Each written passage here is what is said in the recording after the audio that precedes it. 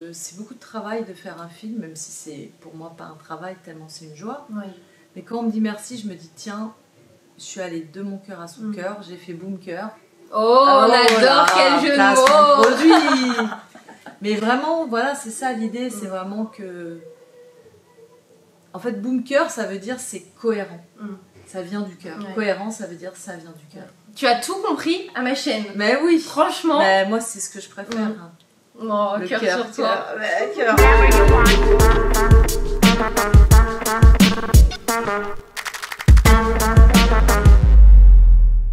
Coucou tout le monde, bienvenue dans cette nouvelle interview. Aujourd'hui, j'ai la joie, le plaisir, la chance de recevoir une réalisatrice que j'adore, une femme que j'admire.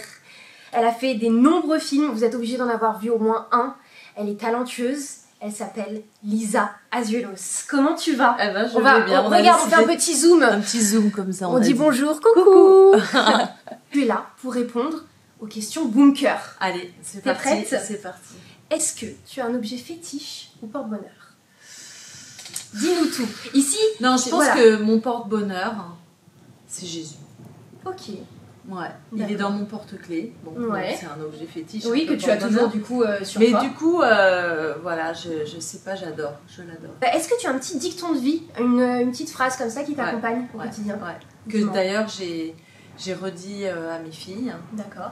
Et à mon fils aussi. Oui, parce que tu as 3 enfants. Donc ça se dit en anglais, mais je vais faire la traduction. Ouais, je veux bien parce que mon anglais est un peu pourri. Alors ça se dit en anglais parce que c'est mieux dit en anglais, c'est life provides. Et en gros, c'est la vie t'apporte tout ce dont tu as besoin. Ok. Mais en anglais, c'est que 2 mots. Ouais. Et life provides, ça veut dire te fais pas de soucis. La vie te donne ce dont tu as besoin. Ouais.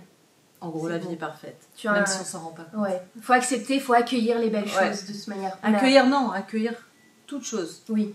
Oui, c'est vrai. Parfois, tu as raison de me reprendre sur ça. Mais vrai. Parfois, tu te fais quitter, t'es en vrac, en larmes, tu te dis ah mais pourquoi ça m'arrive, etc. Puis en fait, tu te rends compte que c'est ça qui t'a permis de grandir, ça qui t'a permis de changer, ça qui t'a permis de rencontrer quelqu'un de génial, c'est ça, tu vois. Donc, tu crois au destin un petit peu?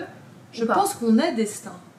Oh. Ouais. Mais toi, franchement, mais tu pourrais être philosophe. Mais je vais être gourou, je l'ai dit. Mais oui. Bah, on embrasse. J'ai regardé le super podcast de Julia, Conversation avant la fin du monde, et c'est vrai que vous en parlez de ce truc que tu vas être gourou. Avec ça. Mais c'est vrai que tu parles bien, tu t'exprimes bien, et tu as une très belle philosophie de vie. Vraiment, j'adore. J'ai beaucoup travaillé parce que j'ai une tendance dépressive, triste, et en même temps très gaie. Mélancolique peut-être? Mélancolique, enfin je pense que voilà, clairement je suis ce qu'on appelle TDAH, je crois, HPI, etc. Donc enfin bon bref, peut-être. Donc j'ai eu pas mal de mood swing, on dit en anglais. Bon bref, on comprend. Tu rajoutes là-dessus ou les règles ou la ménopause. Oui, bah tout ce qui est voilà, les plaisirs d'être une femme, voilà. Mais c'est un plaisir parce qu'on est là pour le vivant, nous. Durant donc, ta longue carrière, est-ce qu'on t'a donné un conseil en particulier sur ta vie pro, perso? Ouais. Ben, en fait, j'ai eu la chance de rencontrer Luc Besson au tout début de ma carrière et il m'a dit t'as de l'or dans les mains. Oh. Et en fait, parce qu'il était assez fasciné par mon don d'écriture, j'ai écrit mon premier scénario avec lui, tout le monde ne le sait pas, mais... Ok. Et ça, je l'apprends. Pourtant, je connais ta carrière, hein, franchement. Non, mais c'est un film qui ne s'est jamais fait. Et en fait, c'est vrai que ça m'a permis de prendre confiance en moi. D'accord. Et quand il m'a dit « t'as de l'or dans les mains », ça m'a comme, tu sais, comme un chevalier qui prend l'épée sur les épaules. On lui dit « à partir de maintenant, je te fais chevalier de l'ordre des scénaristes ». Et ben, j'ai un peu eu ça. Et du coup, ça m'a donné beaucoup de confiance dans mon écriture. Parce que tu n'avais pas spécialement confiance en toi? J'avais pas confiance en moi, non. Ouais. Parce que de base, tu n'étais pas du tout réalisatrice, tu écris des romans aussi, des livres, mais tu étais dans le domaine de la finance.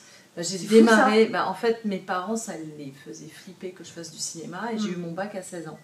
Et en fait, on m'a proposé de faire des films en tant qu'actrice à cette époque-là. Et ils ont dit non tout le temps. Et comme j'étais pas émancipée, en fait, je me suis dit, le temps qu'ils me disent non à tout ce que je veux faire, autant que je fasse des études.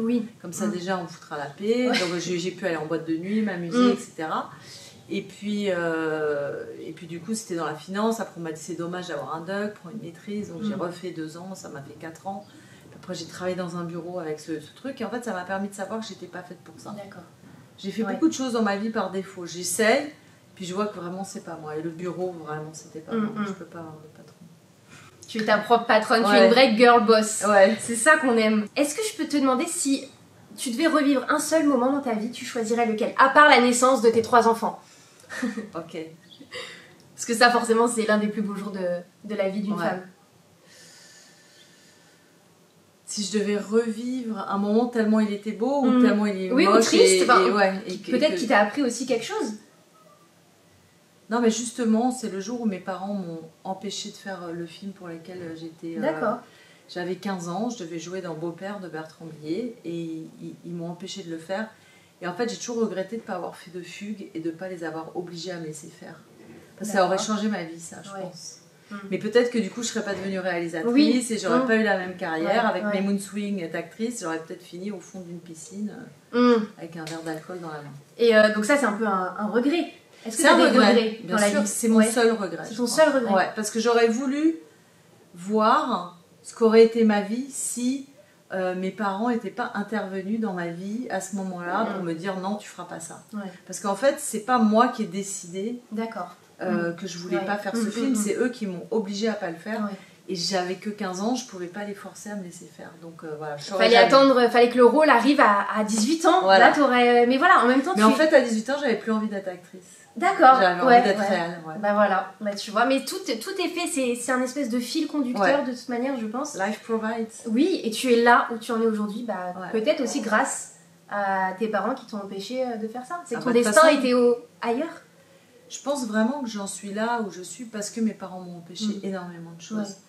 Et pour qu'un avion décolle, il doit y avoir des forces contraires, toujours. Et moi, je me suis beaucoup servi des forces contraires. Aujourd'hui, en vieillissant, j'apprends aussi à me servir du vent dans le dos. Oh, tu vois, j'apprends à plus lutter, à plus survivre, mais juste à vivre et à me laisser faire. Est-ce que tu es bonne cuisinière? Très. Dis-nous tout. C'est vrai? Ouais. Ok, c'est quoi le plat que tu cuisines merveilleusement bien? Alors, je pense que moi, je continue à manger de la viande. J'ai été végétarienne à une période de ma vie. Je continue à manger de la viande pour plein de raisons. En revanche, je prends que des circuits courts et je fais attention à ce que ce soit vraiment... Enfin voilà, je vais jamais au McDo, je mange jamais de la viande qui aurait pu être industrialisée quelque part. Je crois que ce que je fais, en tout cas les gens viennent chez moi souvent pour manger un très bon anglais à l'échalote. D'accord. C'est vraiment pour moi la meilleure pièce de bœuf et l'échalote je la fais vraiment presque sucrée. Après je cuisine tout bien, mais parfois j'ai pas la patience. Ouais, faut avoir la patience quoi. Mais souvent aussi, je me dis tiens à la place de méditer, je vais cuisiner, c'est pareil. C'est tellement long que je me dis bah c'est ma méditation, j'ai pas le temps de faire les deux, donc ma cuisine devient ma méditation. J'épluche, je prends le temps, je me dis tiens, je suis dans... T'es au moment présent en fait quand tu cuisines. Et la méditation c'est rien d'autre que d'être là, présente dans ton moment présent. Ça va, tu rates pas du coup les plats, tu fais pas trop cuire les choses, non c'est bon, tu restes quand même focus. Bah je suis TDAH, oui, donc tu fais plein de choses un peu... En même temps je fais couler mon bain, il déborde, ça brûle.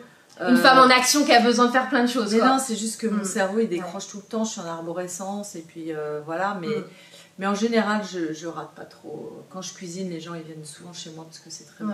Bon, pour l'instant, là, ça va, tu ne décroches pas de l'interview. Non. Ça, c'est parfait. Là, je pense que c'est une question auquel tu n'as jamais répondu. Quelle est la première chose que tu fais le matin en te réveillant et la dernière que tu fais avant d'aller dormir? Alors, je vais exclure de me brosser les dents. Parce que c'est vraiment la première et la dernière chose que je fais. En fait, le matin... J'essaye de prendre 1 ou 2 respirations et de remercier, de respirer justement. J'essaye de passer un nouveau jour. J'essaye que mon matin, le premier mot qui soit dit dans ma tête aussi, c'est merci. Vraiment. Après, malheureusement, parfois je me réveille très tôt, genre 4h20, 5h12, enfin ce genre. Non, mais ça peut m'arriver. D'accord. Et là... En général, YouTube me connaît mieux que moi-même, donc il m'envoie un fil au conducteur. J'ai pas mes lunettes, donc je vois rien. Je tape sur play et je le mets en podcast. Bon, parfois je peux tomber sur des trucs politiques à la con qui m'emmerdent avec 5h12 d'une manière générale. Du coup, ça te rendort direct. Mais voilà, en fait, j'adore m'endormir sur des trucs chiants. Voilà. Si on avait un petit génie là qui venait ici avec une 3e chaise et qui te demandait, Lisa, je peux exaucer 3 vœux. Tu aimerais Alors quoi? j'ai beaucoup répondu à cette question. C'est vrai? Ah bah oui. Ah oui, dans ta tête. Dans ma tête. Mais là, le c'est le génie moment. déjà. Le génie. Mais le génie est là. Déjà, le génie est là. Le génie est là. Alors je dirais génie. Tu t'intéresses à moi en tant que génie, donc en tant que double génie, on va se parler. Mais non. Il y a beaucoup d'amour. On est sur Bunker ici. Je crois que le premier truc, je dirais, j'aimerais bien vivre une belle histoire d'amour dans ma vie. Okay. Ça m'est jamais vraiment arrivé. Et je sais pas pourquoi, je sais pourquoi, parce que j'ai fait beaucoup de thérapie, mais ça suffit pas. J'aimerais bien qu'ils me disent, voilà, tiens, je te prête ce gars pendant 2 ans, 10 ans, 5 ans, 8 mois, et tu vas vivre une belle histoire d'amour. Ton cœur va faire bunker. Voilà. Ça, ce serait...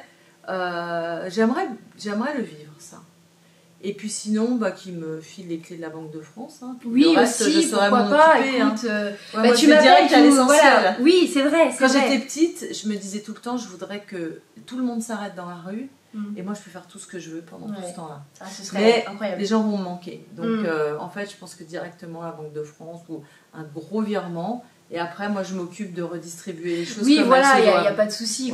On saura se montrer généreux, mais on saura aussi kiffer. Oui, voilà, vous inquiétez pas, on gère. Tu es heureuse de ton parcours? Ouais. Je suis très, très, très, très heureuse de mon parcours, mais pour moi, il manque quand même un beau volet américain. J'ai envie de tourner avec Brad Pitt. Voilà. Ah, c'est un choix, vraiment? C'est un choix. D'accord. Mais après... voilà, il y a Ryan Gosling. Maintenant, je suis aussi complètement fascinée par Jeremy Allen White. Voilà. Moi, j'ai envie de tourner avec les Américains parce que je trouve que c'est des acteurs trop beaux, trop sympas, qui jouent trop bien. Voilà, j'ai envie de ça. Après, si ça n'arrive pas, ce sera pour la prochaine. Je renaîtrai à Hollywood. Exactement. Je pourrais continuer mais longtemps à parler avec toi. Mais écoute, franchement, merci pour ta confiance. C'était vraiment chouette. Merci à toi de m'avoir... Mais oui, parce que je t'ai envoyé un petit message sur Insta. En 5 minutes, elle m'a répondu tout de suite. Mais oui, avec plaisir. Mais go, c'est parti. On l'a fait. Écoutez, n'hésitez pas à liker, partager et commenter la vidéo. Allez voir son nouveau podcast. Parce que oui, vraiment... Lisa Azuelos podcast, il n'y a pas plus simple en nom. Mais alors franchement, cette femme, c'est une vraie girl boss. Elle est partout. On vous embrasse, on vous fait un petit coucou même. On se rapproche, comme au début. Gros bisous.